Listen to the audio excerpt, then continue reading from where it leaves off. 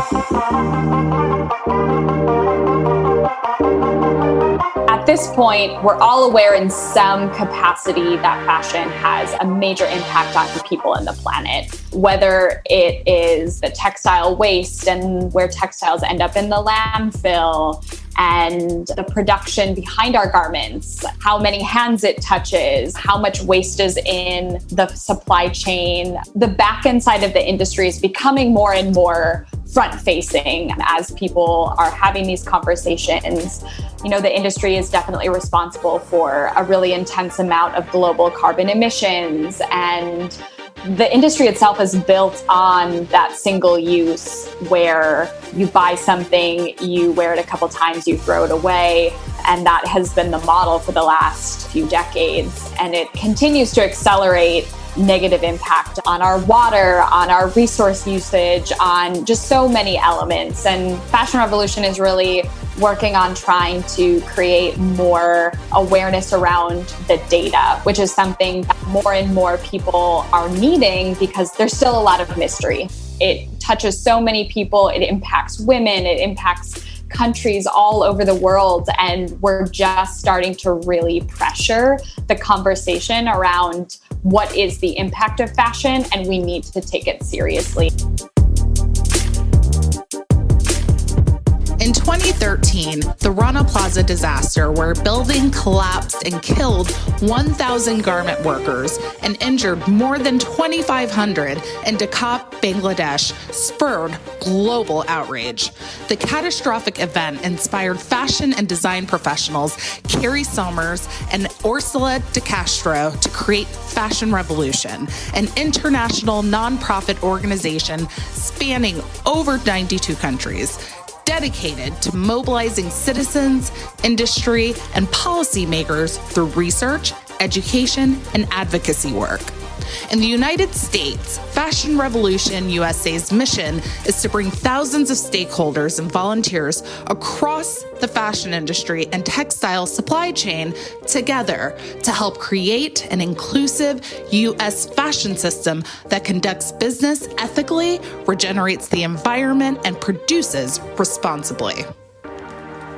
Fashion Revolution U.S.A. has activated citizens across the nation to stand up for garment workers' rights through campaigns like #WhoMadeMyClothes and legislation like SB 62 in California to enforce fair labor practices. I have been obsessed with the organization for several years, and it was truly an honor to sit down with Fashion Revolution U.S.A.'s Director of Education and Global Programming, Kathleen Grevers, and Director of Operations and Community, Ashleyn Przedwiecki, to chat about the industry challenges like textile waste and labor malpractice. Grevers and Przedwiecki also share what we can do as global citizens to advocate for fair labor and sustainability in the fashion industry. Check it out. Hello, and welcome to A Fashion Moment.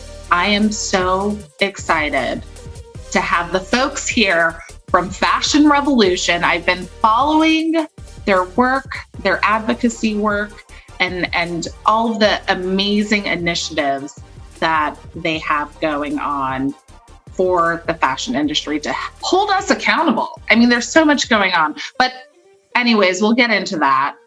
I would like to introduce Ashleyn Przedwiecki. Did I say it correctly? And Kathleen Grevers. Please introduce yourselves and tell us what you do at Fashion Revolution and why you decided to be a part of this. And maybe we should, talk about what Fashion Revolution is. Thank you.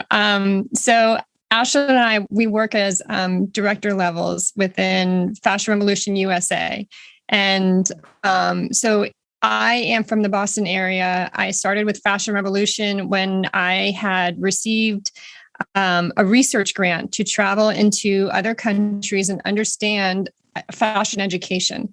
And the research grant took me to 3 different continents. And throughout those 3 different continents, all I kept seeing was Fashion Revolution. Nothing that I saw here in the US. So when I got back from that research trip, started looking into why do we not have fashion revolution in the US, and how do we amplify that? So I started with baby steps within the school that I was teaching at the time. And the school was super supportive of creating, space for me to show artists and designers what fashion revolution is and why it started. So I've been with Fashion Revolution for about 6 years now in different capacities, but right now as the director of education, collaborating with a lot of education institutions from all levels, primary, secondary. Hey, doggy. And that's Charlie the poodle. He's hey, Charlie. Charlie's a part of the team, you guys. He is totally.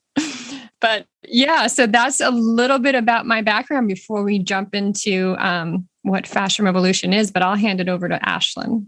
Amazing. Thank you, Kathleen. What I really love about our team, our all volunteer team, which I'm sure we'll get into a little bit later, is that we all come from different backgrounds and perspectives, and how we find our way to fashion revolution and to the conversation around sustainability and ethics in fashion is really individual, which is so beautiful. And we all have our own unique journeys and pathways into that work. And for me, my pathway sort of starts differently than Kathleen, where I was in my undergrad, exploring what do I want to do with my life and my career. I knew I was passionate about the environment.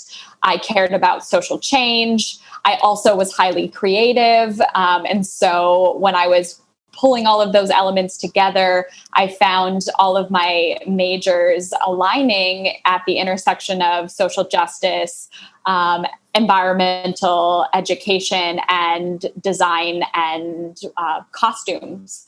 And what I ended up discovering was that there were a lot of complications at those intersections around textile waste and issues in fashion and design, and that these communities weren't talking at the time.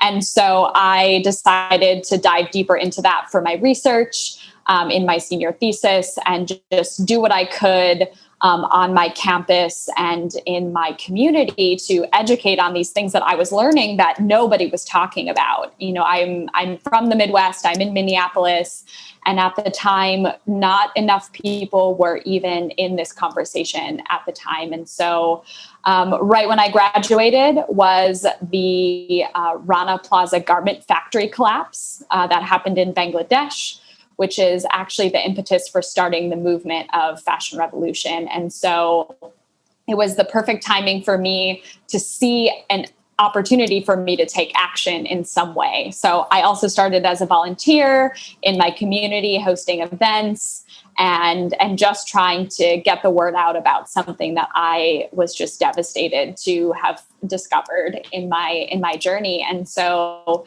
Fashion Revolution was a major contributor to how I shared this work and this information with people in a very inspiring, community-centered way.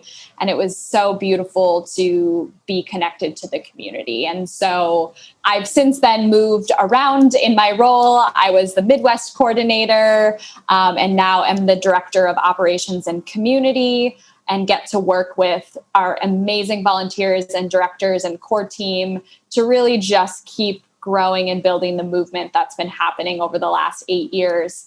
And I'm just really honored to get to be in partnership in this space. That is wild. I can't believe it's been like 8 years since that incident, but it's almost like, I think that was one of the few that probably got press, but it's like how many more incidents like that have happened that we just don't know about. So what exactly is fashion revolution, and why in the world should we have one? That's a great question. So I'll start by just saying that Orsola de Castro and Carrie Summers had started Fashion Revolution very close to the time when Rana Plaza happened. They were both designers and researchers in the field at that time. and really pivoted to create a world citizen activation for understanding why are garment factories in this situation and what's happening to the people inside of them. So they created this mission to aim at the cultural change, the industry change, the policy change, and to create a movement worldwide. So, we as the U.S. are a branch of this worldwide movement. And we really, in the U.S., connect with the mission and vision of what Carrie and Orsola has started. So our advocacy here is not as, any different, but we're very focused on, what is the U.S. relations with garment workers? What is the U.S. relations with policy and, our political climate? What is the U.S. relations with manufacturing? And then all of the individual people as a part of that, the workers, the designers, the artisans, every piece of it. So it's very geared to what Orsola and Carrie had started, back in 2014. And it's carried on through that. I think we have, I want to say it's more than 92, but I can firmly say it's 92 countries that are part of Fashion Revolution. I think we did just onboard Zambia and one other country in Africa. And we work closely with all of them in different aspects. So it's a very big community and, it's a supportive community. And the one thing I'll also note is that at Fashion Revolution, we don't bash brands. We're not out to, say this is bad, this is good. We're out to say this is the facts. Take it and do what you can with it. So that's where we're coming from. And you guys do great research as well, which we'll get into. I'm like, oh, look at the index. And, you're keeping track of sort of what's happening and getting companies and people involved. Now, you said 92 countries? 92 plus, I'll say. I mean, you guys, with any grassroots movement, that's a lot. How do you all sort of connect with each other? Is there a conference? Do you guys meet once a year? How does that work? How do you keep the messaging consistent and get more folks, the recruitment? There's just so much. So each country we basically have our own, I would say, governance in a way of each country. So each country has a country coordinator. Or it's separated out because in the US, we have 5 directors versus 1 country coordinator. So we're a little bit more decentralized, but we're, a larger country and we can support and try to get the movement stronger within our country, but also support developing nations as well. So in aspects of, having different community calls, Zoom, of course, is used very heavily. We use, different, WhatsApp groups. We have so many different connections depending on what we're working on. Because you can imagine, the approach that we use to onboard volunteers in the US may not be the same approach that, they need to use in Germany or in Zimbabwe. So we all talk about the goods and the bads, and then we try to kind of interpret it within the culture that we're in. Love it. And I have to say, just straight up, I love the branding. Who did it? Was it you, Kathleen? Ashleyn, was it you? I love it. I'm like, oh my God, this is brilliant. Whose design is this? There's some masterminds in the headquarters, I'll say. Oh my God, the messaging. I was just like, oh my God, you just want to print it and put it on your wall. It's gorgeous. You guys check it out. I'm curious, do you guys partner with any organizations or associations like the CFDA or, some of these other, nonprofits that are working or trying to make the fashion industry better? Are there any collabs in the mix? Stephen Kolb, calling Stephen. Stephen Kolb at the CFDA.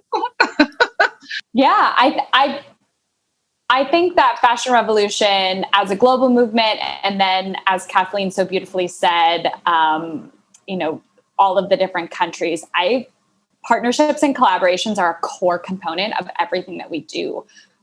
as a mostly volunteer-run organization outside of a few different countries in the HQ, we rely on each other and that collective action and just the shared wisdom of others. And I think that comes in the form of research initiatives, and the global HQ often leads incredible partnerships with British Council and Enclosed Campaign and Canopy and all of these incredible, other NGOs and grassroots movements. And then in the US, we have our own partnerships and communities. And then even in every city, individuals and city leads have their own partnerships and collaborations. And what's beautiful about this work is that we recognize that we can't do it all ourselves, and that we need each other to make these shifts, and that the collective wisdom is where the innovation happens. Absolutely. And so we really want to see this open source movement where all the resources are out there. People can interpret them, they can take them, they can make them their own, and really drive the changes that are needed in their own communities and within their own partnerships. And so that's what I really just is so motivating about this work, is that it is for everyone and everyone has a role, and partnerships and collaborations are the only way that we're going to shift the changes that we need. Yeah, absolutely. And I'm curious, the volunteers, are they mostly students, or do you have a mix? I mean, I'm sure there's some that are from other industries.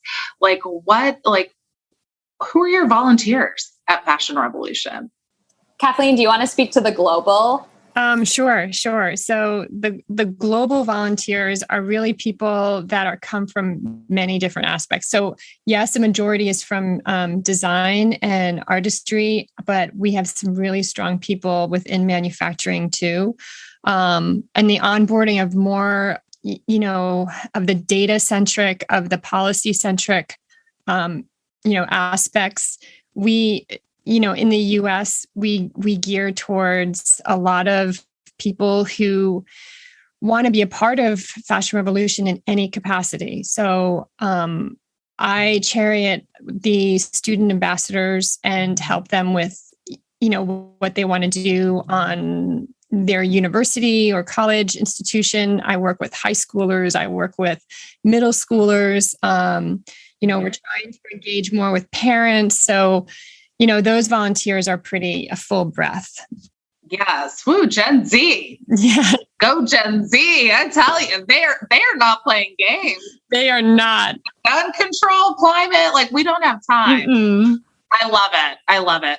Well, many of us were horrified by the recent climate change report. And, this year, the World Economic Forum identified fashion and its supply chain as the planet's third largest polluter after food and construction. So in what ways, does fashion fashion production negatively impact the earth? I think people are just huh? Some people are huh? What are you talking about? I think people forget about the production part and the manufacturing part and just focus on the design. So what's causing all of this? Well, I can start with just the broader conversation around fashion's impact. I think at this point, we're all aware in some capacity that fashion has a major impact on people and the planet.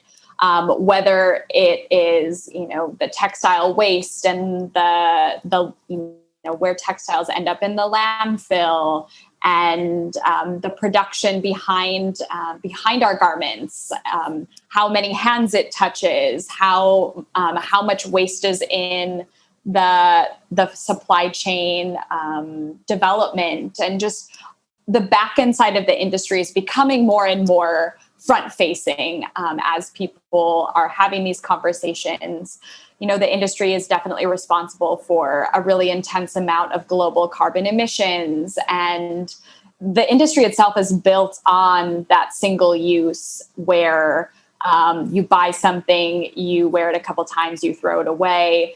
And that has been the model for the last, few decades. And it continues to accelerate negative impact on our water, on our resource usage, on just so many elements. And Fashion Revolution is really working on trying to create more awareness around the data, which is something that, more and more people are needing, because there's still a lot of mystery. Even the conversation around fashion being the third largest polluter or the second, there's a lot of miscommunication because there isn't enough research and development into this space, because I think sometimes fashion isn't taken seriously as a global economic engine, and it is. It's so powerful. It touches so many people. It impacts women. It impacts countries all over the world. And we're just starting to really pressure the conversation around what is the impact of fashion, and we need to take it seriously. And so I know there's a start to that conversation, but there's so much more we can do. And I know Kathleen can speak a little bit to that data conversation and just really more about that side of the work.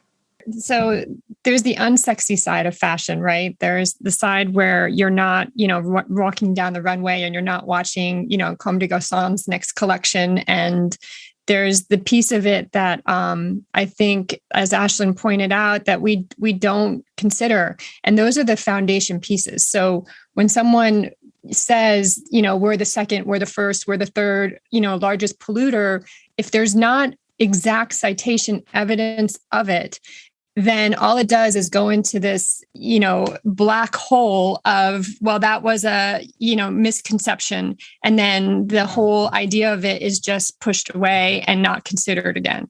So I think that, within our community of Fashion Revolution, we're pushing very hard for more data education outcomes. We're pushing hard for higher education to get more on board with providing students with programming that has data research. How do you do it accurately? And then how do you then pinpoint different fashion issues and be able to regurgitate that back into quantitative and qualitative information that can be cited and academically used?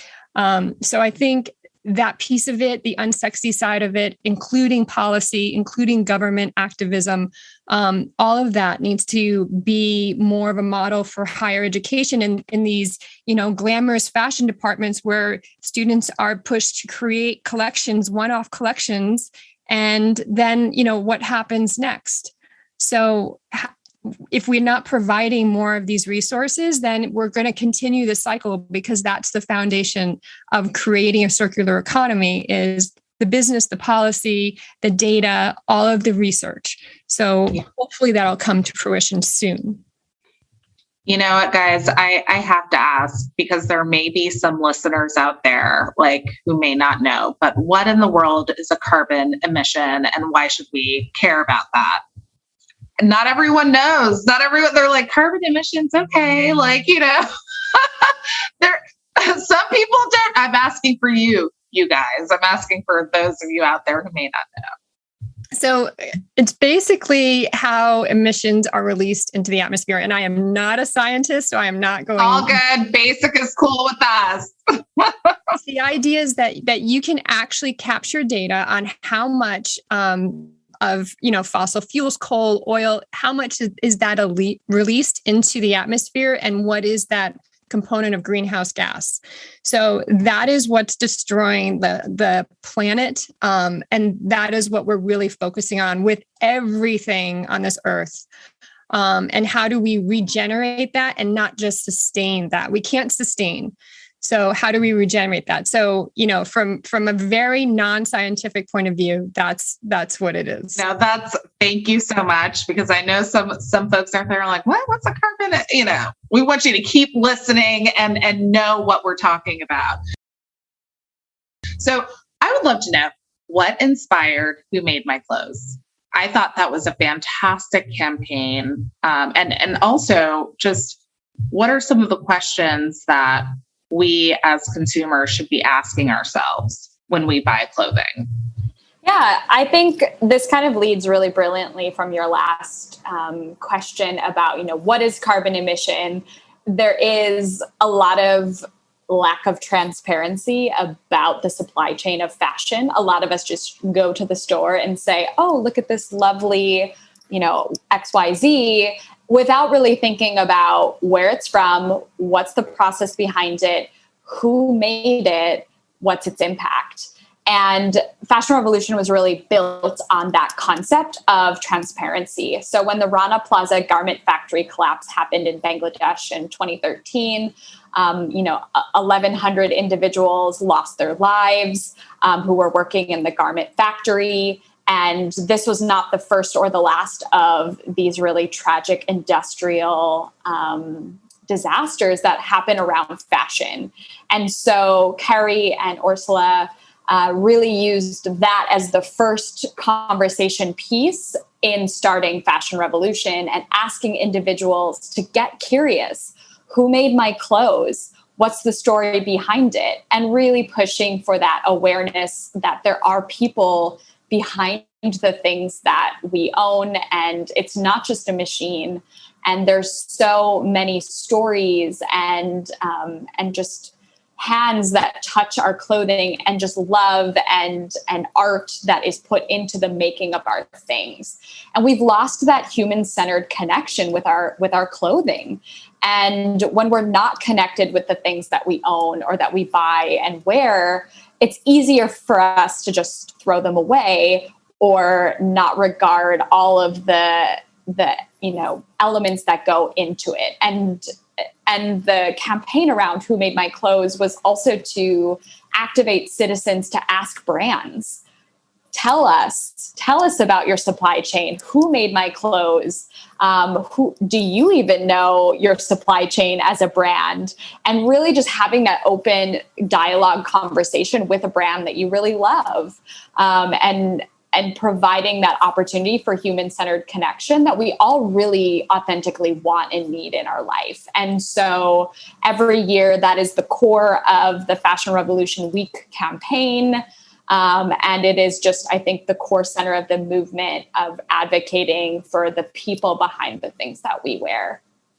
Oh, I love it. I love it so much. And, it's so crazy. I probably delved more into this when I took a course, thank you, Coursera. The MoMA actually has a really great one called Fashion as Design. And it just goes into, just the materials and, sort of like what you guys have been talking about. But yeah, they go into, different materials, materials that, will actually, go back into the dirt and, what's the word I'm looking for, you guys? Yes. Thank you. Because I was like, what is the word? Good Lord. I'm sorry, y'all. Right. Yeah. They were like, yes, there's wools and materials like that. And I think sometimes people are like, oh, this is a material made from water bottles, or plastics. Is that something that's is that sustainable, quote unquote, to just keep recycling that? Or, it's technically not a material that would, I guess, what's the word again? Thank you. To the planet. You guys, I'm telling you, I'm new to all of this. That's why we're having this conversation. We want it to be accessible and things that we can learn about and share together. It's very important to be open. What is that? Help me understand. Yes. How can we figure this out together? So no shame. I love it. No shame. But I'm just does that make sense? And then I was like, should I focus on more natural materials, the cottons and the wools and, things that come from the earth? I don't know. So it really got me to just thinking about that overall. even if something was coming from a sustainable brand, I was looking at the actual material and what it took to make that. And I think that sometimes, like you mentioned, Kathleen, sustainable gets thrown around a lot, sort of like greenwashing things like, hey, you know, we made this one change in the supply chain. Now we're sustainable. But you guys do something that's really cool. You guys actually created a transparency index.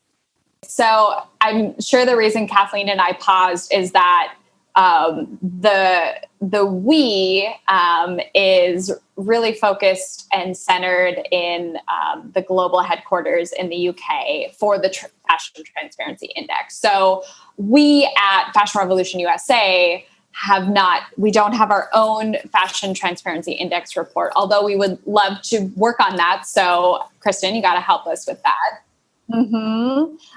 But yes, there is a Fashion Transparency Index report that comes out every year that our HQ leads on so beautifully and brilliantly, and really just prioritizing the mission of Fashion Revolution, that transparency is a key component to pushing for the changes that we need. But back to the, greenwashing conversation, transparency does not equal sustainability. It does not equal, fair labor and all of these things, but it is a part of that process of unraveling and demystifying what is happening. And so it's really focusing on analyzing and ranking 250 of the world's biggest fashion brands and retailers, and talking about their public disclosure. So their transparency, what are they talking about? What are they sharing on the areas of human rights, environmental policies, impacts within operations and their supply chains. So it's really just looking at public disclosure, transparency, governance, supply chain traceability. So it's very highly data-driven and research-driven around what is happening or what is transparently happening. That's awesome. I mean, they do it for so many different industries now. So why not fashion, one of the largest industries in the world? So I will definitely include a link in the show notes for you guys to check that out. Now, I have to ask, you guys come up with really cute names for things, and the branding's on point. So what are fanzines? What's a fanzine? I want a fanzine. They look so cool. What are they? Yes, fanzines. We love the concept of a fanzine, which is definitely something, a zine.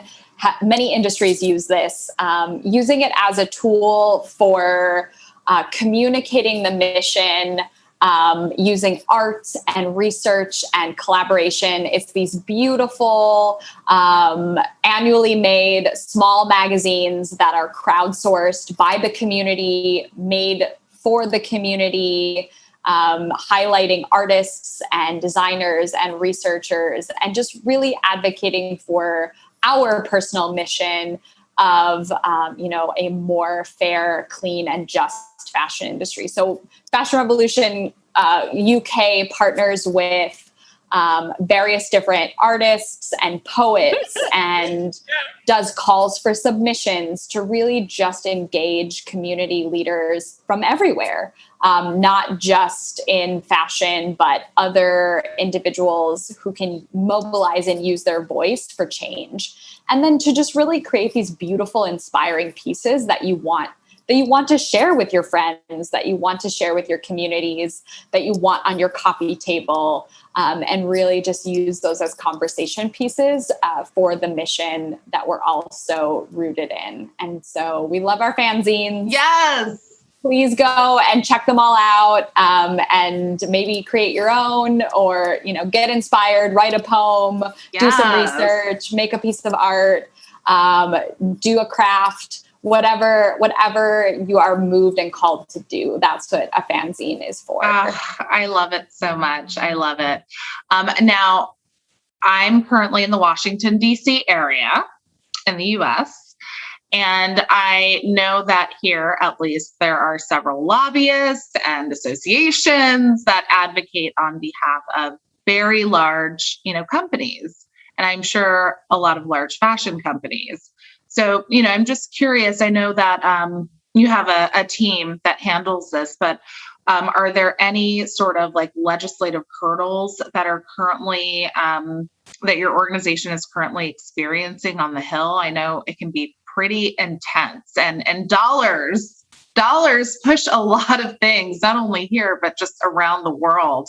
And so as people are considering cost and companies are considering their costs, especially during times like a pandemic or an economic downturn, there might be some pushback against the investment that it takes to make the right decisions for not only humans, but the planet.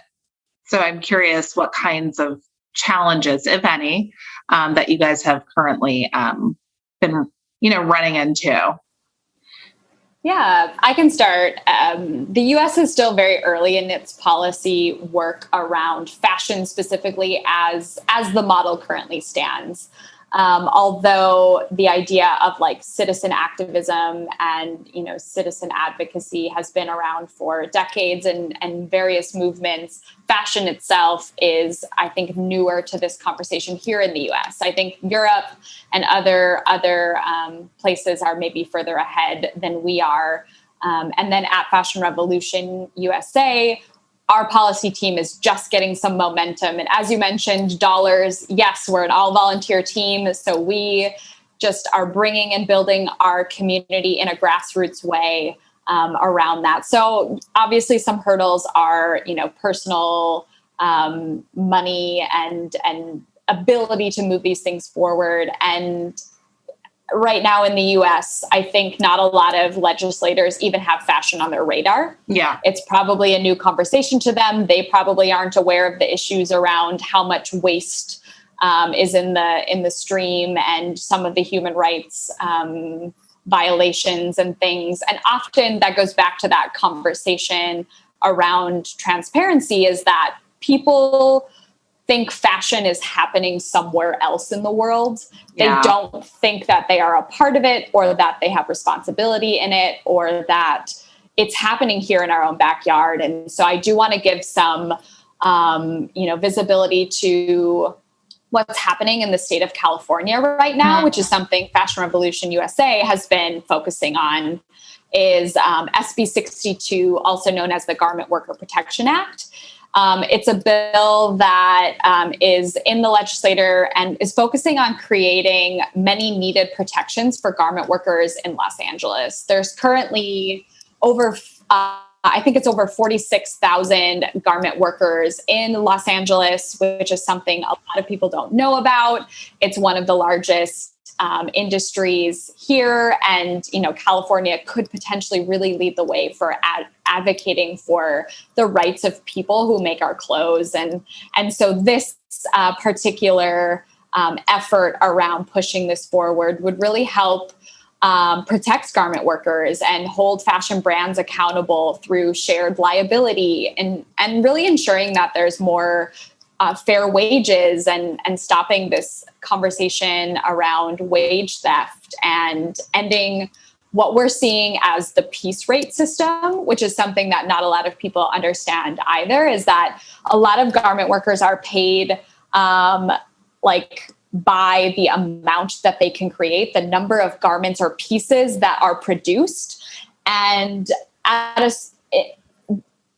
certain point in the industry, it made sense for them to be incentivized by producing more and making more money. But ultimately, it has been used now to actually oppress individuals, not paying them an hourly minimum wage, or really just using that to make them work longer hours, or are paid pennies per piece. And so what I think started out as a really positive incentivizing element has really transformed into an oppressive system. So this piece of legislation would be, I think, very transformational in the US for pushing for protections for this, and then also driving more awareness of how these kinds of things happen globally and that they also happen in the US. So we're focusing right now And I know Kathleen can also speak a little bit to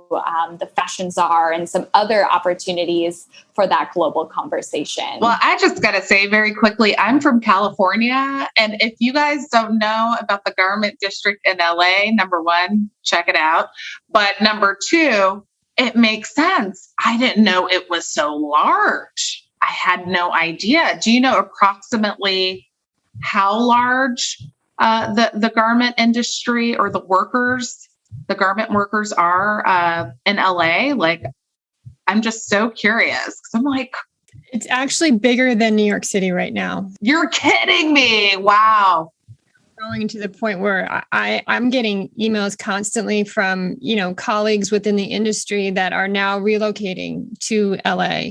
So the more that we can support this legislation of SB 62, the more that it then trickles into other, smaller manufacturing sites within the US and beyond. So it's a big deal, this legislation. And there's a lot of ways to be involved in it, even just looking at the Fashion Revolution U.S.A. site. We have the toolkit that you can download a template letter and then just mail it in, or, even repost tweets, even repost social media, any aspect of sharing the information out and just getting more people to show this concern allows for the people in these official positions to say, this is what the public wants, let's go this way.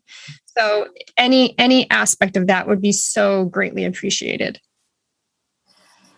Yeah, I also want to just name that this is where partnership and collaboration comes in. We're not stewarding this conversation alone.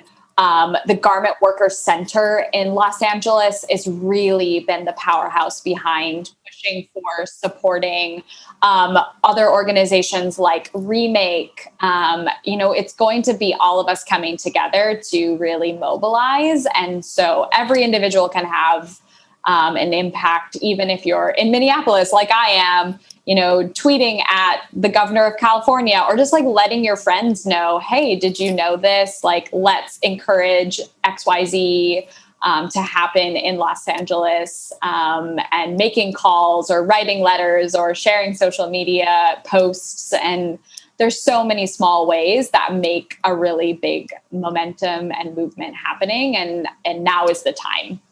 Yes.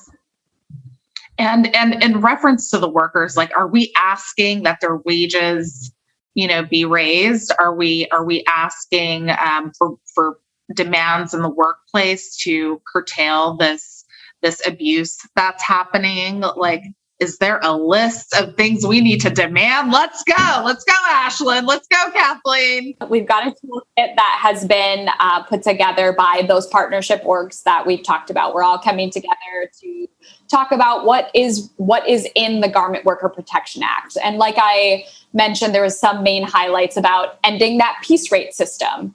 So how are we ensuring that, there's more paid fair wages, that we can up the minimum wage beyond the $2 to $5 that it is per hour right now. So a minimum living wage. I think it is also then, holding fashion brands accountable together, that we're not going to let these unpaid wages continue.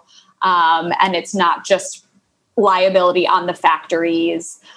Keeping garment workers safe and like you said, stopping these human rights abuses within the factories. Like, there's so many dangerous and inhumane elements that are behind the scenes that we don't know about or hear about. And even the pandemic, amplified that. And so many garment workers were not provided with personal protective equipment and just basic safety precautions. And so this would be, that holding accountability around these conversations so that we, don't have to continue to ask for these things, that they'll be in a policy and just be expected. And so I think there's a lot of opportunity for us to do that. And you can read even more in our toolkit in and around the Garment Worker Center. There's videos and behind the scenes documentaries that Remake has made. It's really just, it's all there if you're ready to dive in and just, start exploring.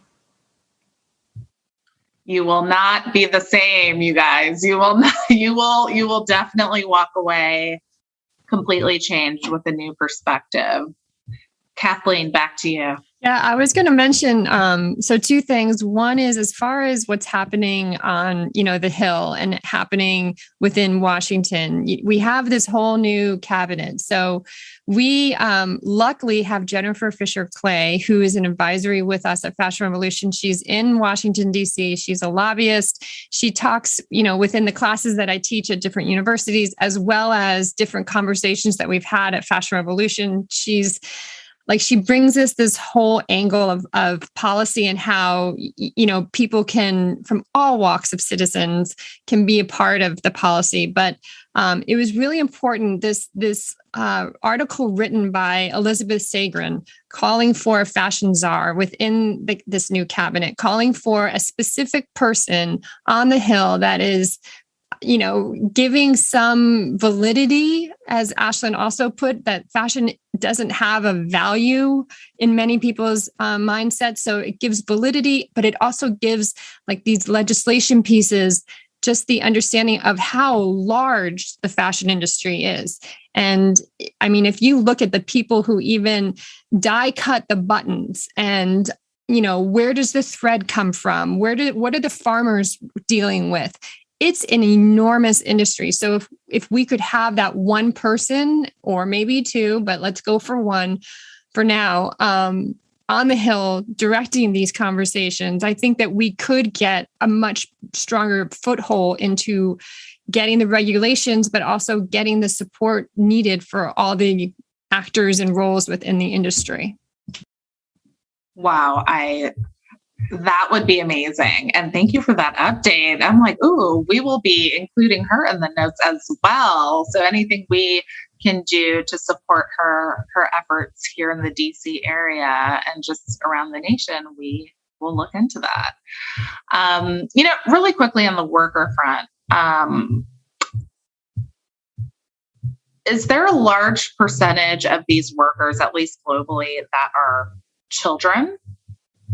Is child labor still a factor in some of this? Absolutely. Absolutely. When Ashleyn mentioned transparency, when you talk about transparency, transparency means in some ways that when you're creating, let's say you're creating a fashion collection, and then you say to this person who has this factory that will produce your garments, and you say, okay, I'll sign on with that factory.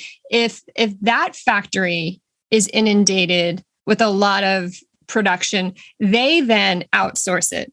And then it can even go to that factory being inundated. So they then outsource this. So then, this collection that was maybe, had every responsible action is all of a sudden not seeing where their garments are being made, or who's making them? Is there a child involved? Is there a child even involved in the farming and in the farming of fibers? But to that point, there's a whole nother piece of how this works and how, families are either needing to be together where the child does need to be with the parents at these worker sites. And how is that supported by what the manufacturing is doing? So it's a big question, Kirsten, I'll tell you, because there's some, ethics on both sides of it. So we have to look at it from a very large lens, and it could be a whole nother discussion. Oh my God. I know. I'm like, I had to bring it up. I have two little ones, and I just could not imagine as a parent. But, I also know that, depending on your situation, you're just like, okay, we got to work and make money for food and do what we got to do, Well, yeah, think about COVID. We're doing everything from home. I have 3 children too. And, they're coming. Kathleen, you look good, girl. 3 gypsies. Trying to get through this whole COVID thing. But you have to work and manage your kids. And if you're on a farm, you're doing the same thing. So, it's a fine line of what is ethical with child labor. And of course, I'm not saying that I would condone it, but Right. you have to keep families together and you have to support them. And everyone has such different environments right now. And COVID is affecting so much. So we need to be in support of all these different aspects. So yeah, it's a bigger question, but something that we should definitely talk more about. For sure. And I also think that, just from a U.S. perspective, sometimes we come from a perspective of privilege, in comparison to so many other places in the world. So I think that's something that we also have to keep in mind as we're looking at ethics around the world and how cultures interact and work. So definitely something we need to continue talking about. What is the Small But Perfectly Formed initiative? Oh, fun. Yes, I think going back to that global conversation. So the Small But Perfectly Formed initiative is a newer initiative out of Europe. So it's a cross-Europe collaborative project, and it's really focusing on accelerating fashion and the transition for small and medium businesses to develop circular and sustainable business models. So it's kind of an 18-month cohort program, in an accelerated experience with mentors and coaching for small brands and businesses in integrating sustainability and circular principles into their work. And so it really recognizes that small businesses pave the way for this systematic change. And yes, we need the policy. Yes, we need this, but we also need every part of the supply chain to have to have a role in that. And so this is really focusing on those industry specific areas upon that foundation where wider solutions can then be made and replicated. And so it's a really fun and interesting initiative that we're seeing out of Europe. And so I think there's currently an open call for brands, and I'm excited to see what comes of that and what learnings we can then share with various different countries around the world. And so that's what I'm seeing out of that initiative right now.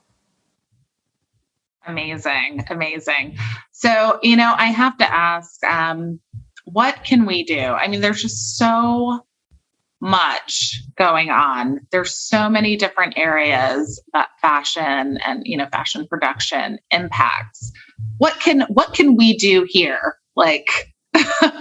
From our homes, from our laptops, from our cell phones, what can we do to support this? So I'll start that any piece, any even thought is a movement of any thought educating yourself is a movement towards the positive. And I think a lot of people think, you need to jump in and you need to buy sustainable, whatever that means. And you need to, you don't. You need to just think about your mindset and where you are, what your family dynamic is, what you can start thinking about the clothing that you have. You can think about the community that repairs clothing. Can they, give a little bit to having your pieces last longer? When you have to buy something, think a little bit about, I have to buy this for my child. My child is growing like a weed and I, need a red shirt for band concerts. I've been there, and you run in and you get a red shirt for the band concert. But where that red shirt ends up, you are now responsible for. So if you even just switch the mindset of, I'm bringing this into my family, and when I need it to go, when I need it to move on, think about the ways of having it move on. And it's really, honestly, Kirsten, it's a mindset to just slow down for a minute. And as far as you want to take it, you can take it. I mean, Fashion Revolution, we have every resource for you. But take it as you need to take it, instead of feeling overwhelmed where all of a sudden you throw your hands up in the air and say, I can't fix this. So that's kind of where I come from, and the standpoint of, how we support anybody that's part of Fashion Revolution and beyond, in just looking at your consumer mindset and taking the responsibility as you can. Mm-hmm. Yeah, I think similarly for me, I think about, what is realistic? Where are you in your personal journey? Recognizing that what is relevant for a working single mom is not relevant for, someone who has a lot of disposable income in a corporate situation. And so just kind of looking at where you are and pausing and slowing down and just really asking yourself reflective questions after getting educated and just picking your fashion values. Ooh, I like that. Fashion values. I got to write that down. Pick your fashion values. Yes. Yes, because we can't do it all. So there's no way to do it perfectly. There's no right and wrong around this. It's just making it, realistic for you and buying less, buying thoughtfully. And then to really, for me, push for not just asking the question, where can I buy or how can I buy differently? But it's more, how can I live differently? Wow. And that is also getting more active in the conversation on holding brands accountable, getting more active in your community, feeling comfortable talking about policies that need to change. And that is something that I think we all have shied away from. And I think the pandemic in the last, 2 years have really pushed us to see that we actually really do have a strong voice. Yes, voting with your dollars, but voting with your dollar and then saying, hey, XYZ brand that I really love to shop from, that maybe is more of a fast fashion model. Like, I want to keep shopping with you, but I want you to do better. Please, let me keep shopping with you with, these various different expectations that I now have of you. So it is okay and not shameful to buy the red band shirt if you need to, because we all have that. But how can then you also transform the way that you view your power to be something that is transformational for your community and for the system at large, and doing what you can there as well. And so I just really want to encourage people to see how powerful they are beyond your dollar. And there's so many resources out there for you to find community and not be alone in this work and in this conversation. I just have to say, Ashleyn for president. Ashleyn for president. You better go ahead. Woo! You better go ahead, Ashleyn. Kristen, you're the VP. I mean, I'll be press secretary. We'll get Kathleen up in there. Kathleen VP. But, we're wrapping up now. And I just have to say, on a fashion moment, we always ask our guests, what is one of their favorite fashion moments of all time, personal, professional, or something they witnessed. But with you guys, with Fashion Revolution, I'm curious to know, is there a fashion moment where you're like, wow, what just happened is showing me that change is really possible. We are moving, we are making an impact. And even if it's not just, mind blowing, but maybe even something where it's wow, this is pushing us in the right direction. Is there a moment that captures that you guys can think of? You're every day. Yeah, I would say there's so many moments. The moments of, the students who are all of a sudden writing a whole research paper about it. And then there's the moments of, hearing from even religious organizations wanting to get more into understanding, how do I help my community? And it's all of these voices from not the fashion industry, from people of every race, ethnicity, gender, who are really reaching into what can I do? Who made my clothes? hashtag love clothes lasts, who made my shoes, who made my fabric. And it's really, there's so many big and little moments. I think I can also say the same thing, that it's the little moments that I think we have to spend time cherishing, because when we look at something like changes in the fashion industry or the climate emergency or all of these things that are happening and we're over and bombarded with, it's the little moments of connection where your mom calls you and says, hey, I just went to this secondhand consignment shop and I'm supporting sustainability in my own way. And you're like, yes, mom, you did it. And these little moments of, when we connect with our law firm, and then all of a sudden the lawyers are asking us fashion questions and saying, how can we be more sustainable? And it's those moments where the reason why we're doing this is for each other and for the community.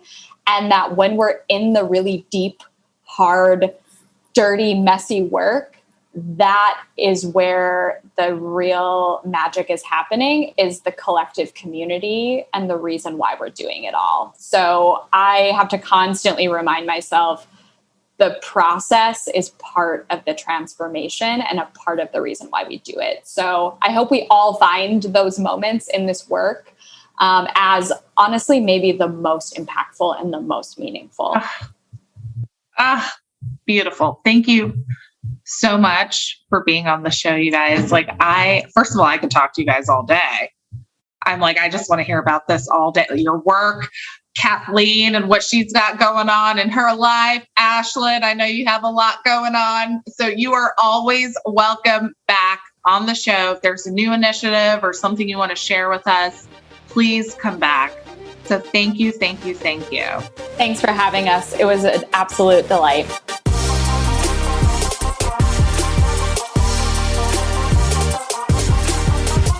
Thanks so much for joining me for this week of A Fashion Moment. If you like what you hear, we'd love for you to join our community of listeners and spread the word about the show. We also want to hear from you. Share your favorite fashion moments and dream guests with us by sending an audio clip or email to afashionmomentpodcast@gmail.com. Or you can tag us on Instagram at A Fashion Moment, and you could be featured on next week's episode. And don't forget to subscribe and leave us a review and let us know what you think. Until then, see you next time for another fashion moment. Podcast production by Rebecca Rashid and John Taylor Williams. Digital media production by Megan Porras. This recording carries a Creative Commons 4.0 international license. Thanks to Patrick Patricios for their song, Hot Coffee.